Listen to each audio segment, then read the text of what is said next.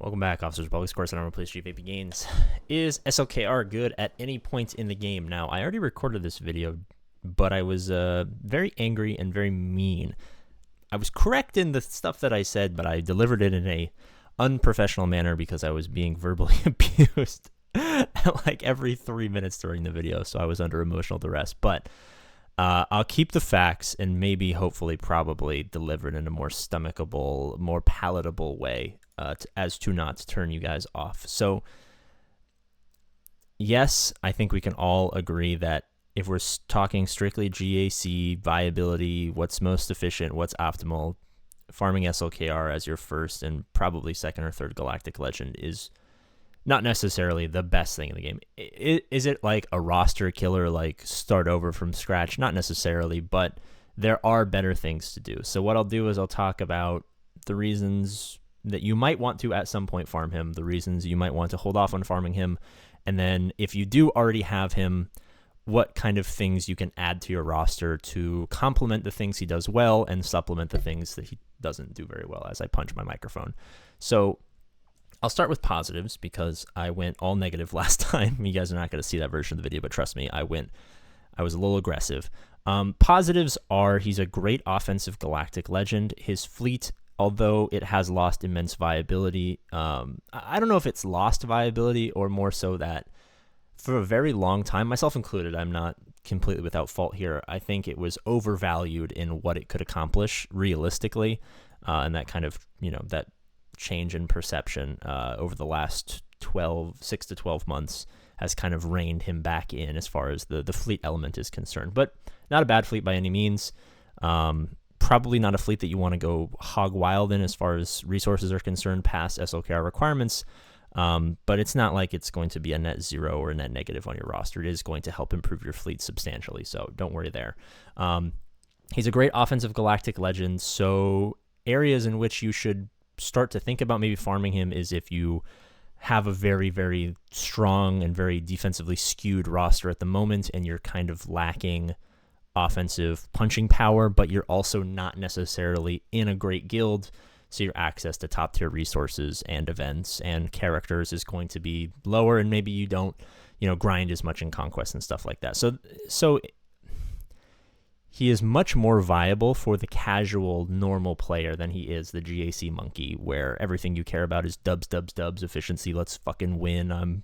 You're snorting creatine before all of your GAC matches when you're doing them exactly 32 and a half minutes before they end to maximize, your opponent having gone plus giving you the right amount of time so that they, can mess up if they come back. Like, if you're a GAC monkey, probably stay away from SLKR until the Galactic Legend 4 or 5. But for the casual player, if you need a good, powerful offensive team, he can be quite viable. Now, some of the reasons why you don't want to farm him early are he's good at offense. You want to, well, first of all, the first 3.5 million GP of your roster should be focused on the core 8 teams. I'm sure I have a playlist somewhere with the core 8 teams, or I'll just... Because every so often there's new players that don't know what the core 8 teams are, and they're always like, APGAINS, you say core 8, what does that mean? So these are the core 8 teams here. And then there's like some auxiliary teams which add, this is a backbone team now, so maybe I should get rid of this, but your Imperial Troopers, your Qui-Gons, your Geos, your other Imperial Troopers, your Wampas, your random stuff that hasn't quite become a backbone, or hasn't quite become a backbone team yet. Your first 3.5 million GP should be focused on core 8, a couple of auxiliary, maybe a backbone if we're leaning towards going Executor or Profundity before we go a GL. Realistically, there's, I'd say maybe like 3% of players are ever going to go Profundity first.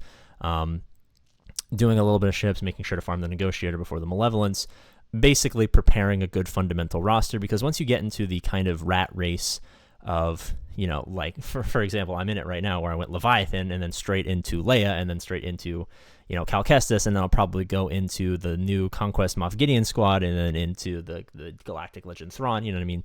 You can get caught up in the rat race really quickly. It's important to build a strong fundamental core 8, a couple auxiliary, maybe backbone roster, so that when you eventually get, swept away by the stream of the inevitable meta shift, you at least have a strong fundamental roster to fall back on. And if we're talking strictly about efficiency, it's better. I mean, the most efficient thing possible is JMK first. You have a good roster, you have good ships, you're in a good guild, yada, yada, yada. That's going to be your best play. More and more so frequently opening with a JML, which again, and let me argue here for a second, he is also an offensive Galactic Legend, like SLKR, but he also leads into Profundity, leads into Jabba, leads into a little bit of Leia, gives you a couple of auxiliary teams, helps you, move into Profundity and stuff like that. So where he is identical with SLKR in his initial use, minus Cal Kestis, he more than makes up for it with his basically being the top of the pyramid scheme of sadness of success of sadness, or pyramid scheme of success of sadness of success. For those of you guys who don't know, the Jabba, the JML, the Jabba, the Leia with the Profundity and the Star Killer and the other random teams that you build up that are kind of mixed in there, being the most efficient like mid-game farming path, allowing yourself to enter in there, but his upside is higher once you add Cal Kestis and stuff like that. You're beating your Jabbas, you're beating your JMKs, you're likely going to beat Leias, especially if our hypothesis on Leia being a team where the AI might not necessarily be fantastic for defense. You're getting the upside of SLKR with also a ton of additional upside. And that's one of the main drawbacks of SLKR is that it doesn't really lead anywhere else, and it's kind of like a dead end, which is why, for my money, he's probably a good GL 4 or 5, to where maybe your roster has skewed quite defensively. You're sticking JMK, you're sticking Jabba, you're sticking maybe Leia and Rey on defense or something like that. Or sorry, JMK, Rey, Leia, Jabba. You're sticking 4 on defense, and you're only saving, JML plus a couple of backbone, JML Cal plus a couple of backbone teams for offense, and you need a little bit of a bump to a ship, you go SLKR. If you're at that point with those 4 GLs and a great roster behind you, I actually argue that C is probably the better leap forward as far as filling that void, but SLKR will do the job, maybe 90% of what you can get value-wise out of farming C in that scenario. And then as far as players who already have SLKR, how can you kind of come back and refill the holes that have kind of been left behind by farming him? A lot of it comes down to filling in and backstopping defensive teams. If you don't have your core 8, for whatever reason, go ahead and finish the rest of them. At that point, you're likely 4 million GP, saving crystals not for gear and stuff like that, but rather for being efficient with your refreshes on proving grounds to get extra backbone teams like Maul, like Malgus, like Cap, stuff like that. It can be very helpful. But all in all, if you already have SLKR, you very, very, very much so want to be, adding backbone teams, especially teams that give you offensive, defensive viability with a little bit of a shading towards defensive. Star Killer is always a great. Malgus, fucking fantastic, especially because, he kind of leads into a ship. Radis, if you have a Relic K2SO, very sneaky, especially with like level 3, like super low investment Datacrons that make him a little bit more annoying. Afra obviously is great on offense, but has been sneakily good on defense in sub Kyber 2. So if you're not 10, 12 million GP in Kyber 2, Kyber 1, you're going to get a lot of viability with Afra on defense. Things like the Inquisitors helping your guild out, and of course the stud defensive team of Treya, Savage, Talon, Scion, Nihilus, as well as, whatever new, and I guess Malicos kind of embodies whatever the new Conquest characters are. So if you have that, and then Zori, fucking great. This Dash team, fucking great. We'll see what CG does to the Night Sisters, but also could be a good offensive flex, but probably not applicable. So if you already have SLKR, you're likely wanting to either backfill core 8 teams and backbone teams to give a stronger defensive front line, or whatever your next Galactic Legend farm be, you probably want it to skew defensively, whether it's Rey, whether it's JMK, whether it's Jabba.